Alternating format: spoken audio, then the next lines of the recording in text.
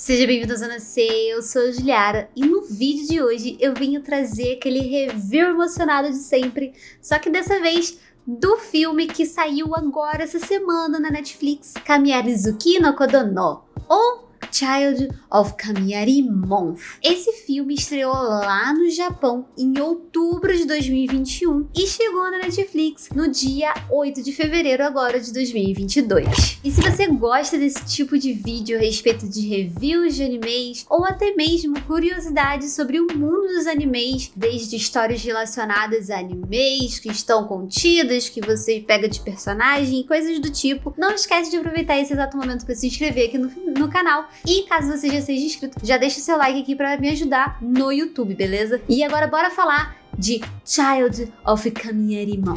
Aqui na história, a gente acompanha Kana, que é uma garota ali por volta do ensino fundamental no Japão, que acabou perdendo sua mãe recentemente, tem mais ou menos um ano que ela perdeu a mãe. E ela tá ainda num estado de luto, que ela ainda não consegue fazer certas coisas sem pensar na mãe, ela ainda sente muita falta dela. E uma das coisas principais que ela não consegue fazer é justamente uma de suas maiores paixões, que era a paixão de sua mãe também, que é correr. Ela e sua mãe eram super unidas e elas sempre estavam correndo juntas e tudo mais.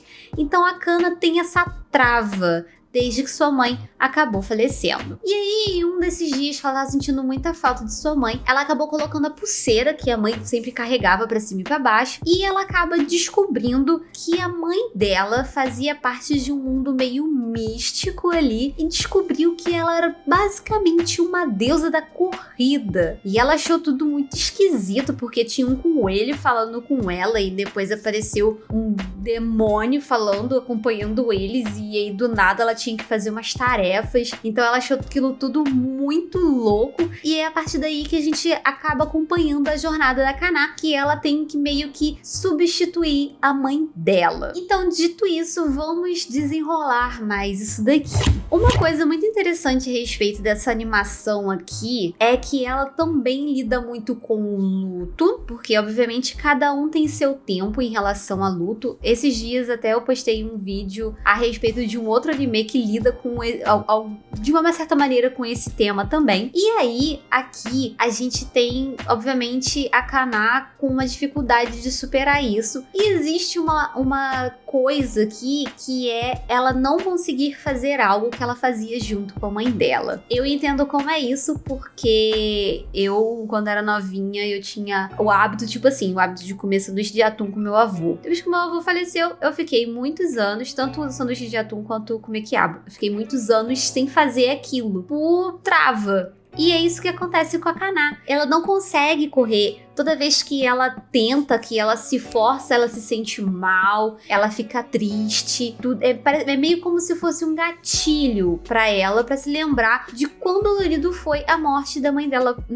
há um ano atrás. Então aqui ele mostra mais ou menos como que ela tá lidando ou não com o luto. E uma outra coisa também que a animação traz, porque logo no iniciozinho, quando a gente tem ali a Kana em aula, tem logo o finalzinho de uma cena ali de uma explicação do professor que aparece um negócio ali no pé dela. Mais pra frente isso aí vai fazer mais sentido, mas é basicamente os sentimentos ruins da Kana que querem rodear e querem segurar ela. É algo como se fosse, eu não sei caso você tenha assistido o desenho Big Mouth que tem na Netflix, que eles acabam transformando as sensações da adolescência em monstros, e ali a gente tem o monstro da depressão, da ansiedade e tudo mais. E aqui, esse tipo de sentimento negativo, tanto a ansiedade quanto a própria síndrome do impostor e tudo mais, essas coisas assim, são simbolizadas por essa névoa, essa sombra que acaba começando a perseguir a Kana. E a gente vai vendo que essa sombra vai aumentando cada vez mais, porque ela ainda... Parece que a saudade que é da mãe dela aumenta ao longo desse período aí. Não sei se é porque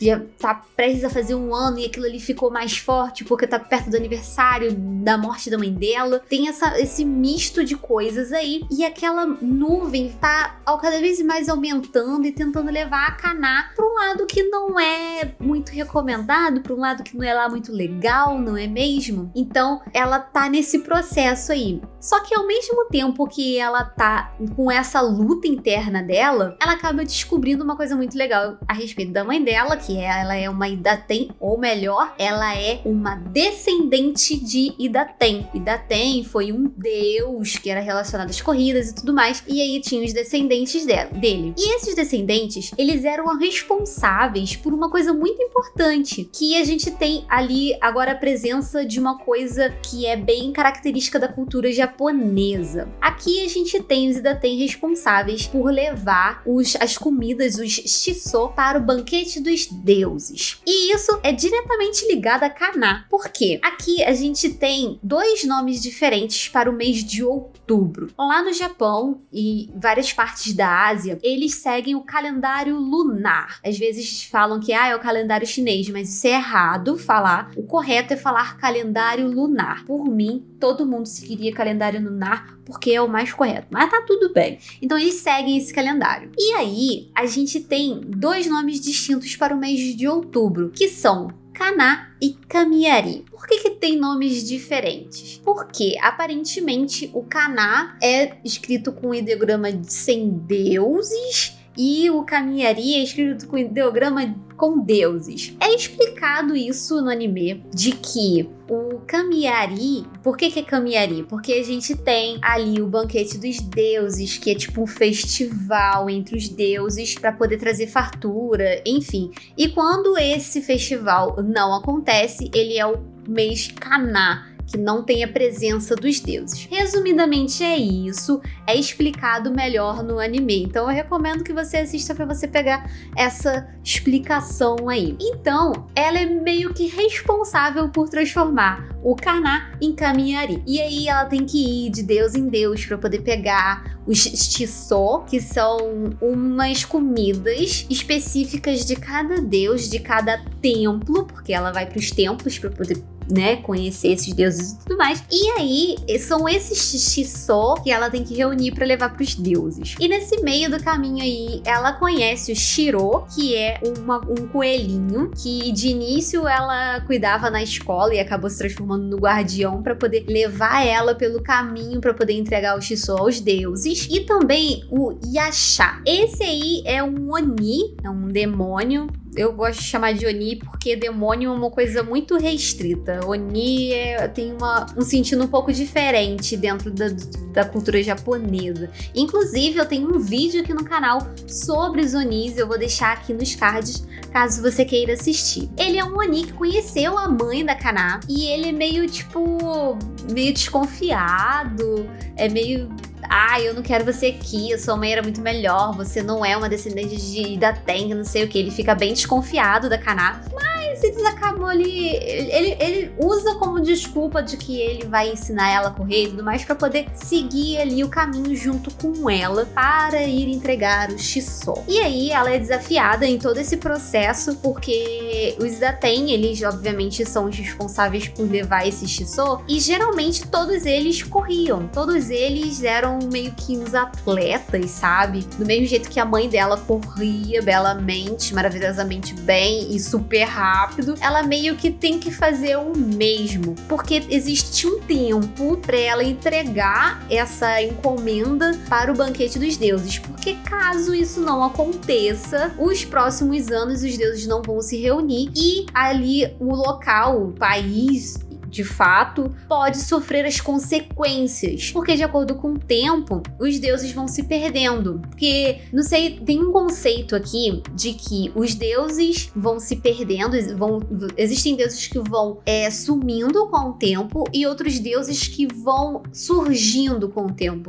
Tipo o que acontece em American Gods, que a gente tem tipo assim, o deus da colheita sumiu e virou o deus da internet, sabe? É mais ou menos esse conceito aí. Então a gente tem isso aqui em Child of Kamiarimon. Então a gente tem toda essa parada. Então ela precisa levar isso pros deuses. Então é toda essa jornada dela, porque é uma jornada, além de ser um pouco perigosa, ela é de extrema importância porque ela meio que coloca em risco uma grande população ali em termos de prosperidade, vamos dizer assim. Porque lá também a gente tem esse negócio de prosperidade, esse negócio assim. Então assim, esse anime aqui, ele é um anime ser relativamente leve pra poder assistir, ele tem uma história muito legal e eu acho que ele trata do luto e desse peso que as pessoas de uma maneira geral têm com o dia a dia de uma maneira leve, porque ele não trata só, obviamente, do luto, é abordado também o lance da gente todos os dias ser bombardeado de informações e ser bombardeado de emoções e do egoísmo e da angústia que a gente passa esse tempo todo. Então, essa animação, ela traz isso pra gente também através da Kaná, porque ela é uma garota novinha, mas ela já passa por tanta coisa, sabe? Por conta de ter perdido a mãe novinha, ela acaba tendo muitos sentimentos mistos em relação a muitas coisas. Então, acaba que esse anime aqui traz, através da Kaná, coisas que muita gente acaba sentindo, principalmente nos dias de hoje, que são coisas um pouco mais complexas, são coisas que a gente deveria tratar na terapia, basicamente. É quase... Se você for parar pra analisar, essa animação aqui tá basicamente virando pra você e fala: amiguinho, vai caçar um terapeuta pra poder lidar com esse monte de coisa que você tá passando, por toda essa sobrecarga que você tá passando. Porque é basicamente isso que rola, porque tem muita coisa que a gente acaba deixando de lado, ou muita coisa que a gente não fala, ou deixa de botar pra fora, que isso vai consumindo a gente. E é quase isso que acontece com a Kaná, porque ela tá se forçando a correr, mas ela não quer correr, porque ela tem essa dor toda vez que ela vai fazer isso, sendo que isso aí ela tem que superar, porque era uma coisa que ela sempre amou, ela amava fazer, ela falou com a mãe dela que ela ama fazer isso, e ela tá deixando de lado uma coisa que ela ama, sendo que ela acha que vai desonrar a mãe, mas na verdade é uma coisa que a mãe dela queria que ela fizesse. Então assim, a gente tem todo esse processo aí também, então eu acho que a animação trouxe todo esse assunto pesado de uma maneira bem leve, através de uma animação bonita também, que a gente tem ali elementos obviamente fantásticos, ele não é 100%